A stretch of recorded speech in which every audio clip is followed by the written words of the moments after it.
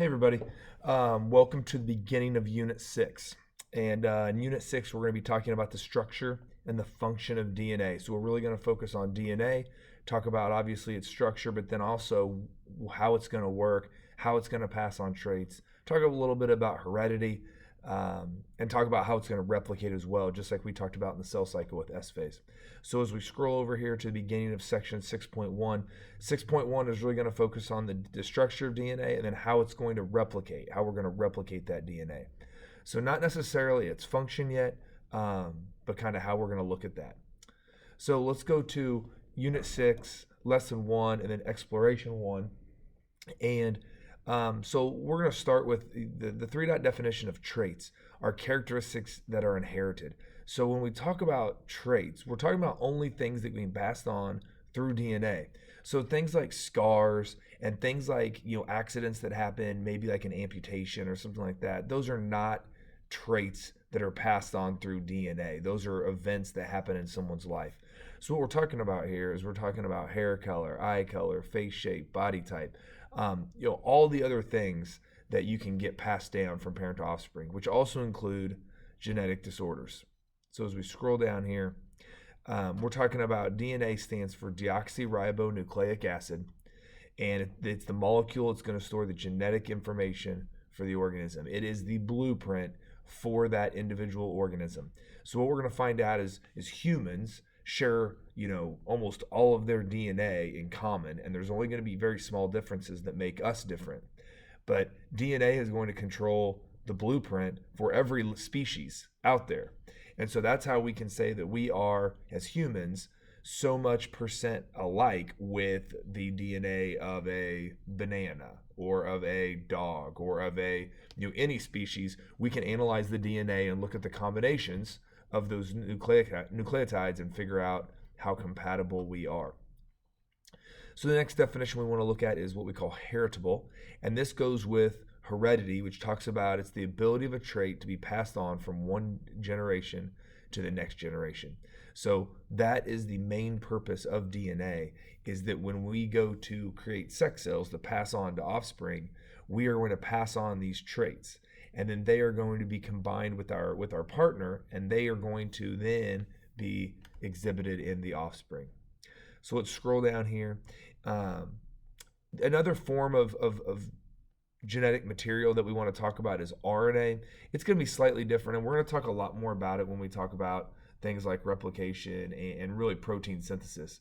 But we've got ribonucleic acid, which basically there's a couple differences, but the main difference is that it's going to be single-stranded, where DNA is double-stranded, the double helix. RNA is also going to have the sugar ribose, so it stands for ribonucleic acid, and DNA has deoxyribonucleic acid. But kind of the main concept that we want to talk about gets the name the central dogma of molecular biology. But what that means is taking this kind of wordy, title. It is that we are going to take DNA, we are going to turn it into mRNA, which stands for messenger RNA, and then that messenger RNA is going to go to a ribosome, and we're going to make protein. Without this right here, living organisms cannot function. We have to have proteins to do all sorts of jobs throughout the body, and our DNA is then going to create mRNA, which is going to produce the specific protein to allow us to do our job.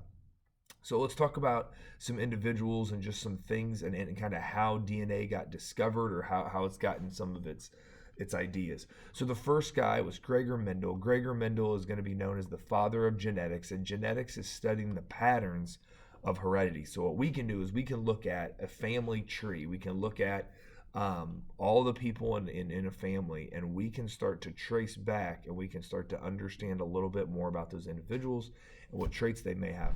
So Gregor Mendel was one of the creators, an early contributor, and he was an Austrian monk that worked with peas, garden peas, and really began breeding them and trying to manipulate their appearance from all sorts of things, like the height of the plant, the shape of the pea, the color of the pea, the color of flowers.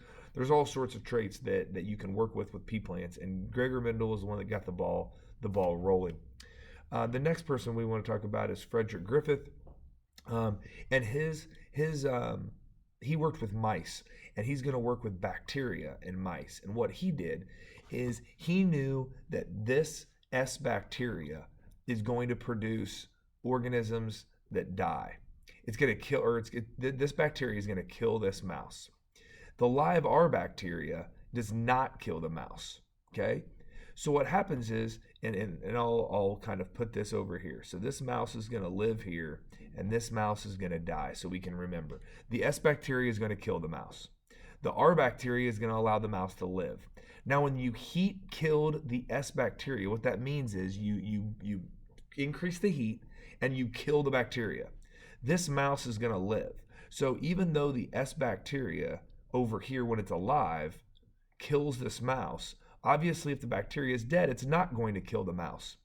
So what Griffith did is he took a living R bacteria and this heat killed S bacteria and kind of combined them and let them work together. Then he put this, injected into the mouse, and this mouse dies. And he didn't necessarily understand why, but what happens is this R bacteria that's alive is going to take on some of the traits, which we now know is DNA, but it took on some of those traits of this dead S bacteria and started producing the protein to kill the mouse. So this was the first experiment that kind of got the idea going of this stuff that could pass on or that could actually jump organisms. So what Griffith called it was the transforming principle, and that you could transform this S bacteria and bring it back to life essentially. Okay, the next person is Oswald Avery. So what this person going to do, and it says Avery's team worked for more than 10 years to try to answer the question of Griffith that just happened. So what's going to happen here is he's going to have a solution that is going to have the DNA, the RNA, and proteins, because scientists had kind of, figured out that it's one of these three that has the traits inside of it.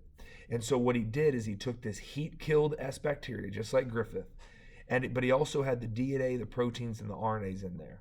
So what he did is he put it into a broth, but what he did is he put in an enzyme that was going to destroy the proteins.